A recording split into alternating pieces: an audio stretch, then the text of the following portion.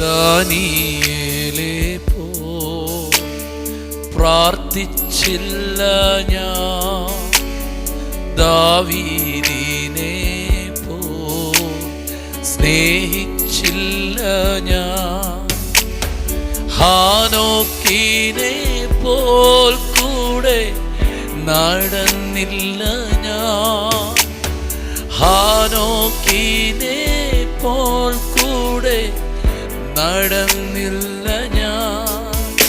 എന്നപ്പനേ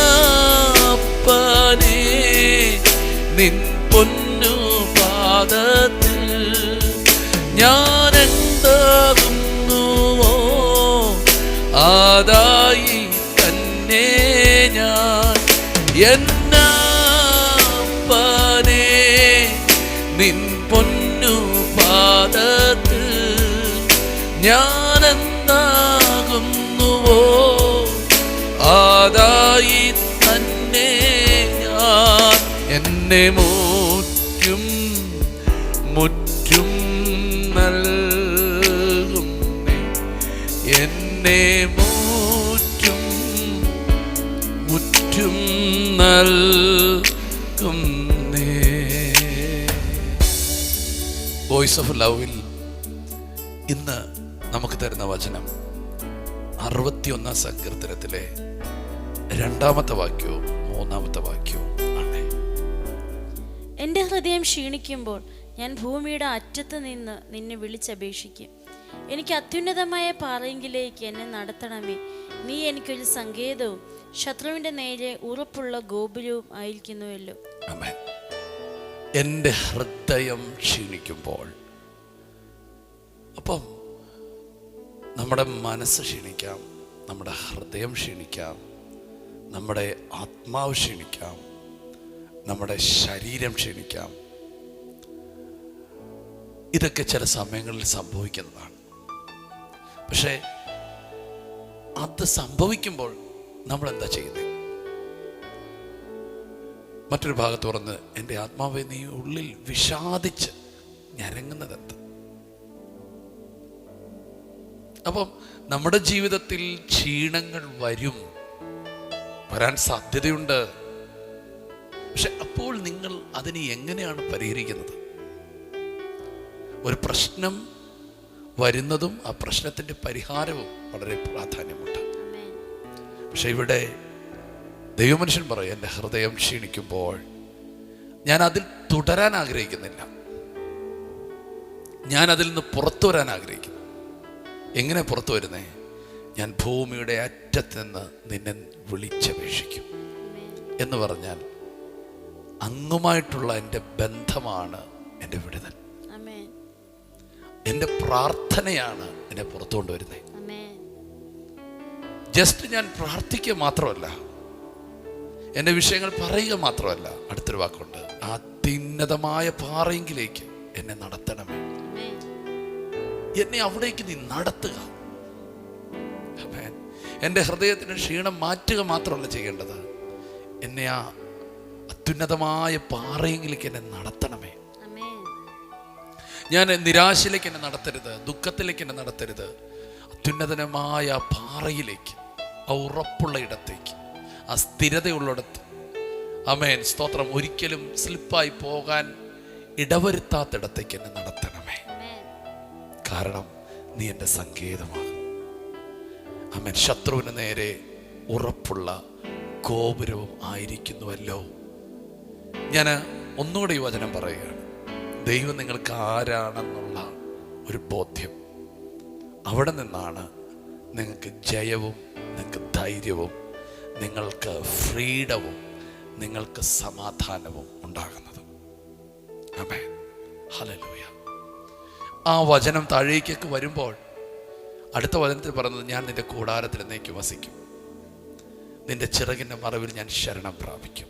കണ്ടോ, ഞാൻ ക്ഷീണിച്ചവനാണ്, പക്ഷേ ഞാൻ ദൈവത്തിങ്കിലേക്ക് നടക്കുമ്പോൾ, എൻ്റെ സങ്കേതമായവൻ്റെ അടുക്കിലേക്ക് എത്തുമ്പോൾ, ആ പാറയെങ്കിലേക്ക് ഞാൻ യാത്ര ചെയ്യുമ്പോൾ, ഞാൻ കൂടാരത്തിൽ വസിക്കുന്നേ.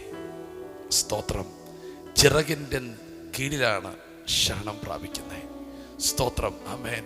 എല്ലാവരും കാണുക ഞാൻ എൻ്റെ നേർച്ചകളെ കഴിക്കും. സ്തോത്രം, സ്തോത്രം, സ്തോത്രം. ആമേൻ, ആമേൻ, ആമേൻ. അങ്ങയെ ഭയപ്പെടുന്നവരുടെ അവകാശം എനിക്ക് തന്നിരിക്കുന്നു. ഹല്ലേലൂയ. ആയുസ്സിനെ ദീർഘമാക്കും. ഹല്ലേലൂയ. ആമേൻ, ആമേൻ, ആമേൻ. എൻ്റെ സംവത്സരങ്ങൾ തലമുറ തലമുറയായിട്ടിരിക്കും. ആമേൻ. ഞാൻ ദൈവസന്നിധിയിൽ വസിക്കും. ഹല്ലേലൂയ. ആമേൻ.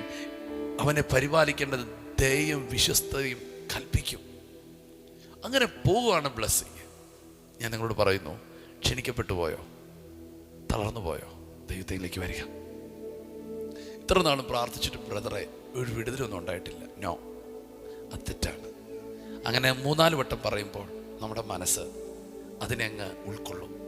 പറ, എൻ്റെ പ്രാർത്ഥന ദൈവം കേൾക്കുന്നുണ്ട്, എൻ്റെ പ്രാർത്ഥനയ്ക്ക് അവൻ ചെവി ചായച്ചിരിക്കുക. നിങ്ങൾ അങ്ങനെ പറഞ്ഞു നോക്കിയേ. നിങ്ങളുടെ ജീവിതത്തിൽ അവിശ്വാസത്തിൻ്റെ കോട്ടകൾ പൊട്ടുക മാത്രമല്ല, നിങ്ങളൊരു വിശ്വാസത്തിൻ്റെ വലിയ ഗോപുരമായി മാറ്റപ്പെടും. ഞാൻ ഈ വചനം പറയുമ്പോൾ ക്ഷീണിച്ചിരിക്കുന്ന ചിലരെ ശക്തിപ്പെടുത്താൻ കർത്താവ് എന്നെ കാണിക്കുന്നു. ക്ഷീണിച്ചിരിക്കുന്ന ചിലരെ ദൈവം എഴുന്നേൽപ്പിക്കുന്നത് എന്നെ കാണിക്കുന്നു. ബാലിക്കാർ ക്ഷീണിച്ചോട്ടെ, യൗവനക്കാർ ഇടറിക്കോട്ടെ, നീ ക്ഷീണിക്കേണ്ടവനല്ല. നീ കഴുകനെ പോലെ ചിറകടിച്ച് കയറേണ്ടവനാണ്. അതിനുവേണ്ടി ദൈവം നിങ്ങളെ സഹായിക്കാൻ പോവാണ്. നമുക്ക് പ്രാർത്ഥിക്കാം. യേശുവേ, ഇന്ന് രാവിലെ ഞങ്ങളെ കേൾപ്പിച്ച നല്ല വചനത്തിനായി സ്തോത്രം ചെയ്യുന്നു. കർത്താവേ, എൻ്റെ ഹൃദയം ക്ഷീണിക്കുമ്പോൾ, മനസ്സ് മടുക്കുമ്പോൾ, ദേഹി ക്ഷയിക്കുമ്പോൾ, ആത്മാവ് കർത്താവ് വിഷാദിക്കുമ്പോൾ ഞങ്ങൾക്ക് ഓടി അണയുവാൻ, ഞങ്ങളുടെ ഉള്ളം പകരുവാനുള്ള അഭയസ്ഥാനം അങ്ങാണ് കർത്താവേ. ഞങ്ങളുടെ ശരണം അങ്ങാണ് കർത്താവേ. ഞങ്ങളുടെ കോട്ടയ അങ്ങാണ് കർത്താവേ. അങ്ങ് ഞങ്ങളുടെ ഉറപ്പുള്ള ഗോപുരമാകുന്ന യേശുവേ, കർത്താവേ, അങ്ങ് ഞങ്ങൾക്ക് വേണ്ടി ചെയ്ത നന്മകളെയെല്ലാം ഞങ്ങൾ ഓർക്കുന്നു. ക്രൂശിൽ അങ്ങ് ഞങ്ങൾക്കായി നിവർത്തിച്ച അങ്ങയുടെ കർത്താവേ എല്ലാ ദൈവിക നന്മകളെ ഞങ്ങൾ ഓർക്കുന്നു കർത്താവേ. അങ്ങയുടെ സന്നിധിയിലേക്ക് ഞങ്ങൾ ഓടി വരുന്നു. ഇന്ന് പകൽ എന്തെല്ലാം പ്രശ്നങ്ങളുണ്ടെങ്കിലും കർത്താവ് അതിൽ നിന്നെല്ലാം വിടുവിപ്പാൻ ശക്തനായ അങ്ങയെ ഞങ്ങൾ അറിയുന്നു കർത്താവേ. കർത്താവേ, പരിശുദ്ധാത്മാവേ, ഇനിയുടെ കണ്ണുകളെ തുറക്കണം. അങ്ങ് ഞങ്ങൾക്ക് എന്താണെന്നുള്ളൊരു തിരിച്ചറിവ്, ഒരു ബോധ്യം ഞങ്ങൾക്ക് നൽകണമേ. ഹൃദയദൃഷ്ടിയെ പ്രകാശിപ്പിക്കണമേ. ഇനി ഈ വചനം കേൾക്കുന്ന ഓരോ വ്യക്തികളെ അനുഗ്രഹിക്കുന്നു. അവരുടെ മടുപ്പുകൾ മാറട്ടെ യേശുവിൻ്റെ നാമത്തിൽ. ക്ഷീണങ്ങൾ മാറട്ടെ യേശുവിൻ്റെ നാമത്തിൽ. അവർ ശക്തിപ്പെടട്ടെ, ബലം ധരിക്കട്ടെ യേശുവിൻ്റെ നാമത്തിൽ. ഓരോ വ്യക്തിയെ അനുഗ്രഹിക്കുന്നു. ഇന്നത്തെ ദിവസത്തെ അനുഗ്രഹിക്കുന്നു യേശുവിൻ്റെ നാമത്തിൽ. ആമേൻ, ആമേൻ. God bless you. ഇന്നത്തെ ദിവസം നിങ്ങൾക്ക് ഏറ്റവും അനുഗ്രഹമാകട്ടെ. ക്ഷീണിച്ചിരിക്കുന്നവരെ ബലപ്പെടുത്തുന്ന ദൈവം നിങ്ങളെയും ബലപ്പെടുത്തും. നിങ്ങളെ അത്യുന്നതമായ ഇടങ്ങളിലേക്ക് ദൈവം നടത്തും. കർത്താവെ, ഞങ്ങൾ ഒരുമിച്ച് പ്രിയപ്പെട്ടവരെ അനുഗ്രഹിക്കുന്നു. ചിറകടിച്ചുയരുവാൻ ഈ പ്രിയപ്പെട്ടവരെ കണ്ടതിനായി സ്തോത്രം. ഇപ്പോൾ തന്നെ അവരുടെ ടെൻഷനിൽ നിന്നും എല്ലാവിധ ഡിപ്രഷനിൽ നിന്നും അവർ പുറത്തു വരട്ടെ. വീട്, അവരുടെ ജോലി, അവർക്ക് ദൈവം കൊടുത്ത ഉത്തരവാദിത്തങ്ങൾ ചെയ്യാൻ ഒരു ശക്തിയും അധികാരവും അവർക്കുണ്ടാകട്ടെ.